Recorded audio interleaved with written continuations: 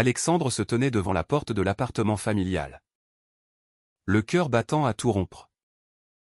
Et lâcha enfin les mots qu'il retenait depuis des années, « Je suis gay. Et j'aime Julien. » Sa mère, figée sur place, éclata en sanglots hystériques. Tandis que son père, le visage rouge de colère, hurla qu'il n'avait plus de fils. En une nuit, ils changèrent les serrures et effacèrent toutes ces photos des murs, comme s'ils n'avaient jamais existé. Alexandre n'avait pas prévu que cela se passerait ainsi. À 28 ans, il avait cru que le temps passé en France, loin de leur village vietnamien d'origine, aurait adouci les mœurs de sa famille. Ils étaient arrivés à Paris il y a 10 ans, fuyant la pauvreté pour une vie meilleure. Et Alexandre avait été le pilier, il avait trouvé du travail comme graphiste, aidé à payer le loyer, traduit les papiers administratifs. Mais ce soir-là, tout s'effondra. Il ira dans les rues froides du 18e arrondissement, son sac à dos rempli à la hâte, sans savoir où aller. Julien l'attendait dans leur petit studio à Montmartre. Mais Alexandre hésitait à l'appeler. Comment expliquer que sa famille, qu'il avait tant aimé et protégé, l'avait rejeté comme un paria? Le lendemain matin, assis sur un banc du Sacré-Cœur, Alexandre repensa à son enfance. Au Vietnam, les rumeurs sur les PD étaient chuchotées avec dégoût. Et il avait appris tôt à cacher ses sentiments. À l'école, il admirait en secret les garçons plus forts, plus assurés. Mais il se forçait à sortir avec des filles pour ne pas attirer l'attention. L'émigration en France avait été une libération partielle, ici. Les couples gays se promenaient main dans la main. Les lois protégeaient les droits LGBT. Pourtant, chez lui, l'atmosphère restait imprégnée des traditions conservatrices. Sa mère priait tous les soirs devant un autel bouddhiste, implorant la prospérité et la normalité pour ses enfants. Son père, ouvrier dans une usine, répétait que la famille était sacrée, que les fils devaient perpétuer le nom. Alexandre avait toujours su que son orientation serait un choc. Mais il espérait que l'amour parental l'emporterait. Julien, qu'il avait rencontré 2 ans plus tôt dans un café littéraire, représentait tout ce qu'il désirait, un homme ouvert, confiant, professeur de littérature à la Sorbonne. À 30 ans, Julien avait grandi dans une famille progressiste du sud de la France, où son coming out à 18 ans s'était passé sans drame. Leur relation avait commencé par des discussions passionnées sur les livres, puis des promenades le long de la Seine, et enfin des nuits partagées. Julien l'encourageait à être lui-même, à ne plus se cacher. Tes parents t'aiment, Alex? Ils finiront par comprendre, disait-il souvent. Mais maintenant, face à la réalité, Alexandre doutait. Il composa enfin le numéro de Julien. La voix tremblante, ils m'ont jeté dehors. Julien accourut. Et ensemble ils rentrèrent au studio. Là, Alexandre pleura des heures, oscillant entre rage et culpabilité. Était-ce sa faute? Avait-il été trop égoïste en révélant la vérité? Julien le serra contre lui, murmurant des mots apaisants. Mais au fond, il bouillonnait. Comment une famille pouvait-elle abandonner son enfant pour ça? Le soir même, Alexandre reçut un message de sa sœur cadette, Lynn, 22 ans. Étudiante en médecine, maman pleure sans arrêt. Papa dit que tu es une honte. Ne reviens pas. Cela le brisa un peu plus. Lynn, qu'il avait aidé à s'intégrer à l'école française, qu'il avait défendu contre les moqueries racistes, Le trahissait elle aussi? Les jours suivants furent un tourbillon de survie. Alexandre continua son travail. Mais son esprit était ailleurs. Ses collègues remarquèrent son air hagard. Mais il n'osait pas en parler. La société française, bien que tolérante en surface, cachait encore des poches d'homophobie. Surtout dans les communautés immigrées. Il se rappelait les regards obliques dans le métro quand il tenait la main de Julien. Ou les commentaires désobligeants de certains amis d'enfance. Julien, de son côté, insistait pour qu'Alexandre porte plainte ou cherche du soutien associatif. Il y a des lois ici. Des associations comme SOS Homophobie. Tu n'es pas seul. Mais Alexandre résistait. Terrifié à l'idée de briser définitivement les liens familiaux. Une semaine plus tard, une confrontation inattendue surgit. Son père l'appela. Non pour s'excuser, mais pour exiger qu'il rende les clés de la voiture familiale qu'il avait aidé à acheter. Tu n'es plus des nôtres. Alors rends ce qui nous appartient. Alexandre, furieux, accepta de rencontrer son père dans un café neutre.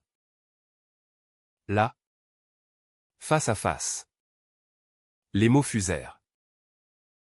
Son père, un homme buriné par le travail, les yeux emplis de larmes retenues, lança « Tu nous as trahis. Au Vietnam. On t'aurait battu pour ça. Ici, en France, tu crois que tout est permis? Pense à ta mère. À notre honneur. Alexandre riposta. La voix ferme pour la première fois, l'honneur? C'est d'aimer qui je suis. Vous m'avez élevé à être honnête. Et maintenant vous me punissez pour ça? Le père partit sans un mot, laissant Alexandre avec un vide abyssal. Julien, en apprenant cela, décida d'intervenir. Il contacta Lynn en secret, espérant la raisonner. Ton frère souffre. Et vous aussi. L'amour ne devrait pas avoir de conditions. Lynn, hésitante, avoua que la famille était déchirée, la mère refusait de manger. Le père buvait plus que de raison. Mais les traditions pesaient lourd. Chez nous, un fils gay. C'est la fin de la lignée. Que diront les oncles au Vietnam? Julien argumenta sur les valeurs françaises d'égalité. Méline raccrocha. Troublé. Alexandre, ignorant cette initiative, plongeait dans une spirale de doute. Il se surprenait à questionner sa relation avec Julien. Était-ce vraiment de l'amour? Ou une rébellion contre son éducation? Les nuits étaient hantées par des cauchemars où il voyait sa famille le renier publiquement. Pourtant, Julien restait son ancre, l'aidant à reconstruire une vie. Ils commencèrent à fréquenter des groupes de soutien LGBT, où Alexandre rencontra d'autres immigrés dans la même situation. Un Algérien lui raconta comment sa famille l'avait menacé de mort avant qu'il ne fuit. Cela le fit relativiser, mais aussi craindre pour sa sécurité. Le climax de cette première phase arriva quand Alexandre reçut une lettre de sa mère, « Reviens. Mais seul. Laisse cet homme. Sinon, tu es mort pour nous. » Les mots le transpercèrent. Il déchira la lettre. Mais le mal était fait. Julien le trouva en pleurs et jura de le protéger. Ensemble, ils décidèrent de ne pas céder. Mais Alexandre savait que la bataille ne faisait que commencer. Les choix qu'il avait faits le hantaient, avait-il sacrifié sa famille pour son bonheur personnel? Et si la société française, si libérale en apparence, ne suffisait pas à guérir ses blessures profondes? Les semaines suivantes, Alexandre tenta de reconstruire une routine. Au travail, Il se concentrait sur ses designs, créant des affiches pour des campagnes publicitaires qui vantaient la diversité ou l'ironie cruelle. Julien, de son côté, multipliait les efforts pour le distraire, promenade au Louvre, dîner dans des bistrots cosy, lecture partagée de romans de Baldwin sur l'identité queer. Mais sous la surface, la tension montait. Alexandre recevait des appels anonymes de numéros vietnamiens, probablement des cousins informés par ses parents en l'insultant en termes crus. PD. Tu salis notre nom. Il bloqua les numéros. Mais la peur s'insinuait. Un soir, lors d'une soirée avec des amis de Julien, majoritairement gays et progressistes, Alexandre explosa. Un ami, un avocat spécialisé en droits humains, suggéra de couper définitivement les ponts, ta famille est toxique. Protège-toi. Alexandre, ivre de vin et de rage, répliqua, facile à dire quand tes parents t'ont accepté. Les miens ont tout sacrifié pour venir ici. Je leur dois tout. Julien intervint. Mais le mal était fait. Rentrés chez eux, une dispute éclata. Tu regrettes nous, demanda Julien. Blessé. Alexandre, les larmes aux yeux. Avoua, pas toi. Mais le prix à payer. Cette fissure dans leur relation s'agrandit quand Lynn réapparut.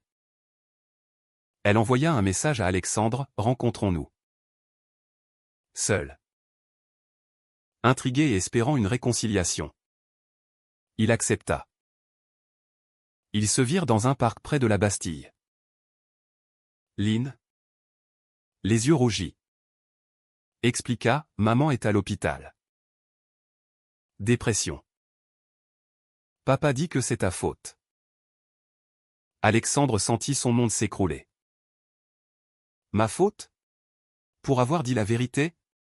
Lynn hocha la tête, chez nous. La vérité n'est pas toujours bonne. Pense à ce que tu nous fais. Romps avec lui. Et tout redeviendra normal. Alexandre refusa net, je ne peux pas mentir plus longtemps. Lynn partit en pleurant, le laissant avec un ultimatum implicite. Julien, apprenant cela, fut furieux contre Lynn. Elle te manipule. Mais Alexandre défendit sa sœur, elle est coincée entre nous. Cette division alimenta des doutes chez Julien.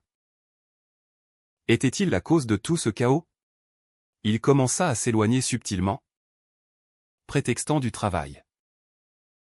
Alexandre le remarqua et paniqua. Un soir, il confronta Julien, tu vas me quitter? Julien, honnête, répondit, je t'aime. Mais voir ta souffrance me tue. Peut-être qu'on devrait faire une pause. Alexandre, dévasté, accepta. Mais au fond, il savait que c'était une erreur. Seul dans le studio, Alexandre sombra. Il arrêta de manger, perdit du poids, et son travail en pâtit.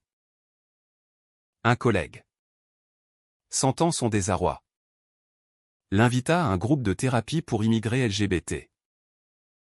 Là, il partagea son histoire pour la première fois publiquement. Les témoignages des autres, un Sénégalais rejeté par sa communauté, un Syrien menacé par sa famille, l'aidèrent à voir qu'il n'était pas seul. Mais cela raviva aussi sa colère contre la société. Pourquoi les immigrés devaient-ils choisir entre leur culture et leur identité? La France, terre d'accueil, offrait des droits, mais pas la guérison des cœurs. Le tournant vint quand son père réapparut. Cette fois à son travail. L'homme, amaigri, demanda à parler. Dans un café voisin. Il avoua, ta mère va mal. Les médecins disent que c'est le stress. Reviens. Fils, Mais change. Alexandre. Les poings serrés. Répliqua, changer? Je ne suis pas malade. C'est vous qui devez changer. Le père. Pour la première fois. Montra une faille au Vietnam. On m'a appris que c'était mal. Ici. Je vois des gays partout. Peut-être que je me trompe. Mais il ajouta, pas pour nous. Pas pour la famille. Alexandre partit. Le cœur lourd. Réalisant que le dialogue était possible. Mais fragile. Julien. Regrettant la pause. Revint. Ils se réconcilièrent dans une étreinte passionnée. Jurant de affronter ensemble. Méline, informée par le père, décida d'agir. Elle contacta Julien directement, laisse mon frère. Tu le détruis. Julien, choqué, lui répondit, c'est l'amour qui le sauve. Lynn, enragée, révéla à Alexandre cette conversation, espérant semer la discorde. Au contraire, cela unit le couple plus fort. Alexandre confronta Lynn, arrête de nous diviser. Accepte-moi tel que je suis. Lynn, larmes aux yeux, murmura, j'essaie. Mais c'est dur. La tension culmina lors d'une visite à l'hôpital. Alexandre, accompagné de Julien, alla voir sa mère. Le père, présent, tenta de barrer Julien, pas lui ici. Mais la mère, faible, leva la main, laisse-le entrer. Dans la chambre, Alexandre s'assit près d'elle, maman. Je t'aime. Elle pleura, pourquoi nous faire ça? Julien, en retrait, observa la scène. Le cœur serré. Alexandre expliqua calmement son amour pour Julien. Comment cela le rendait heureux. La mère écouta. Mais le père interrompit, assez. Sors. Alexandre obéit. Mais pas avant d'avoir planté une graine de doute. De retour chez eux, Alexandre et Julien réfléchirent. Le prix de leur amour était élevé, isolement. Douleur familiale. Mais renoncer serait pire. Alexandre décida d'écrire une lettre à sa famille, détaillant ses sentiments, ses luttes, espérant un jour de compréhension. Julien l'aida. Et ensemble, ils postèrent la missive. C'était un pas vers la guérison. Mais le chemin restait long. Les mois passèrent. Et la famille d'Alexandre resta murée dans le silence. La lettre resta sans réponse, amplifiant le vide. Alexandre, soutenu par Julien et la thérapie, commença à rebondir. Il obtint une promotion au travail, créant des campagnes pour la visibilité LGBT, canalisant sa douleur en action. Julien, fier, l'encourageait.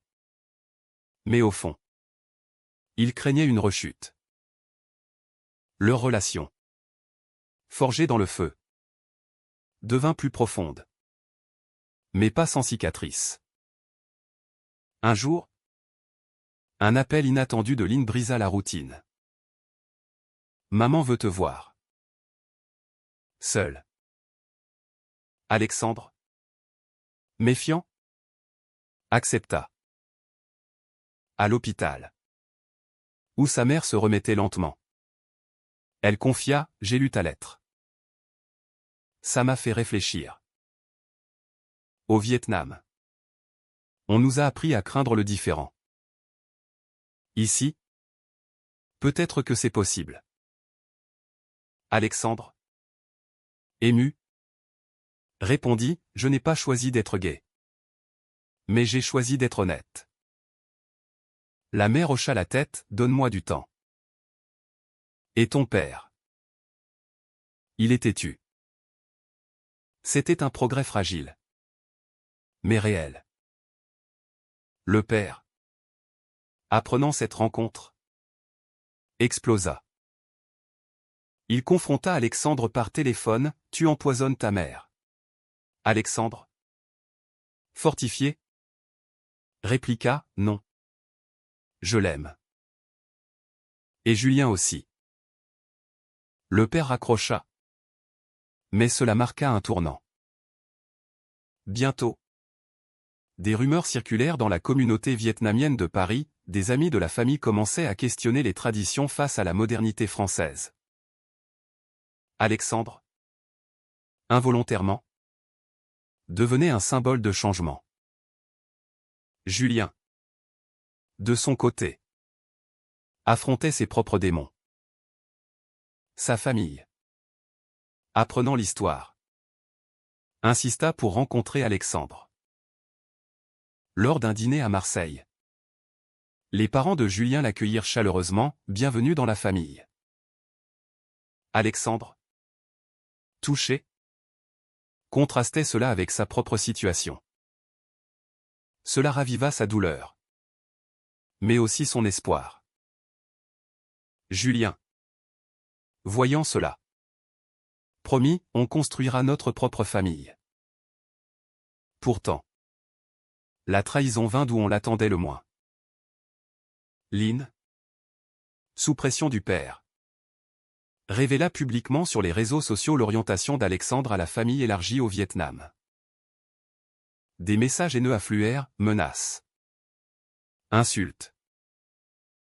Alexandre, paniqué, ferma ses comptes. Julien, furieux, appela Lynn, pourquoi? Elle avoua, papa m'a forcé. Je suis désolé. Alexandre, blessé, coupa les ponts avec elle, tu as choisi ton camp. Cette épreuve testa leur couple. Alexandre accusa Julien d'avoir trop poussé, si tu n'avais pas insisté pour le coming out. Julien, défensif, riposta, tu vivais dans le mensonge. Ils se disputèrent violemment. Julien partant claquer la porte. Seul. Alexandre réfléchit, avait-il sacrifié trop? Mais au matin. Julien revint, pardon. On est ensemble dans ça. Ils se réconcilièrent, décidant de chercher de l'aide professionnelle pour leur relation. La société pesait aussi. Lors d'une manifestation pour les droits LGBT, Alexandre fut agressé verbalement par un groupe d'extrémistes. Julien le défendit. Mais l'incident les secoua. Ils réalisèrent que même en France, l'acceptation n'était pas totale.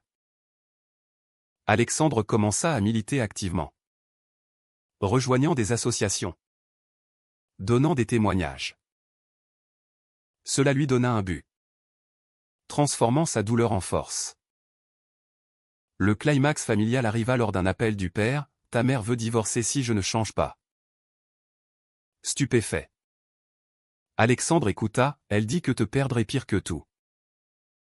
Le père, brisé, avoua, j'ai peur du jugement. Mais peut-être que j'ai tort. Alexandre proposa une rencontre neutre.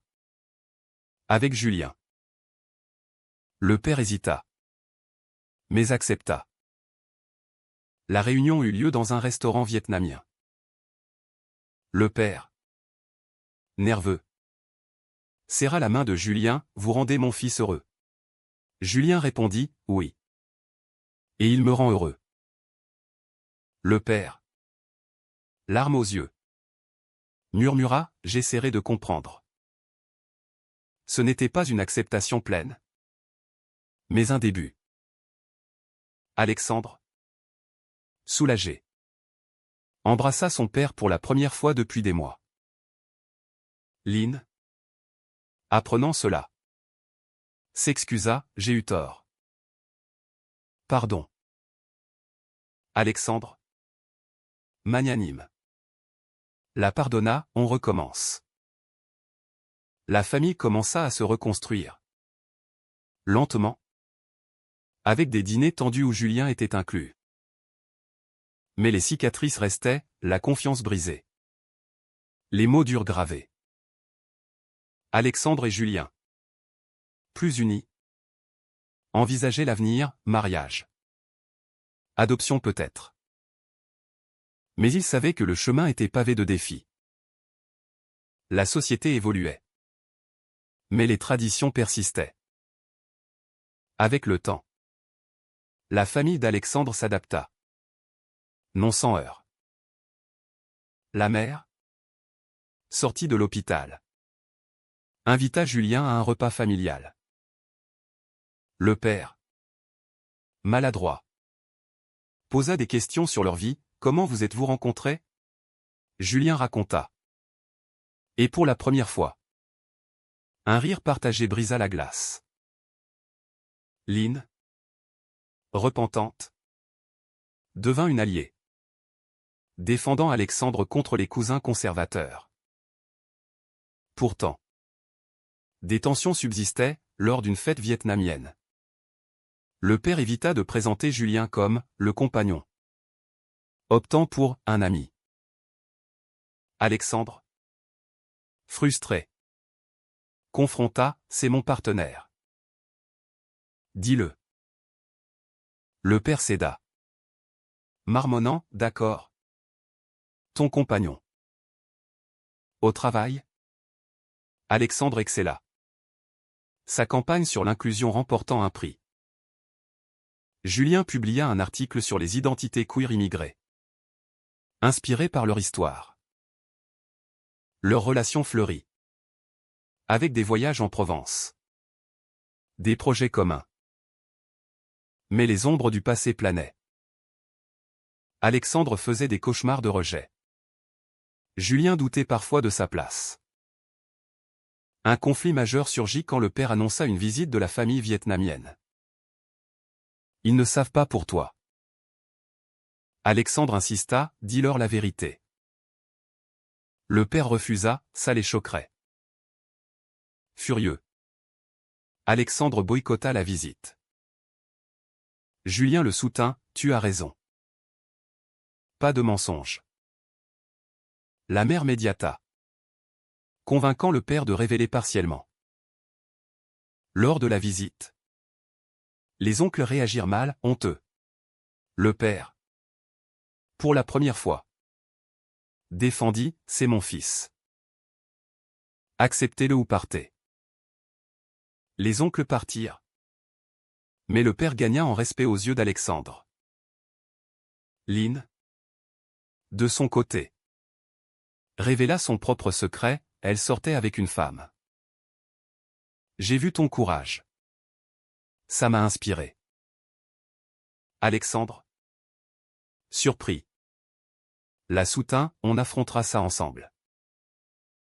Cela unit la fratrie.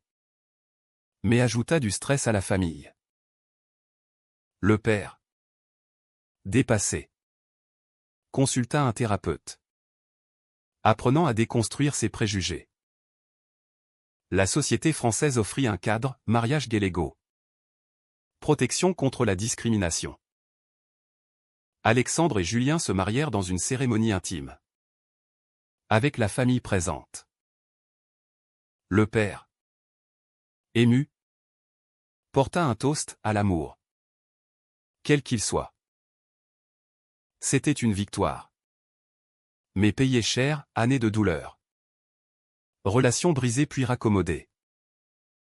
Pourtant, des rechutes survenaient.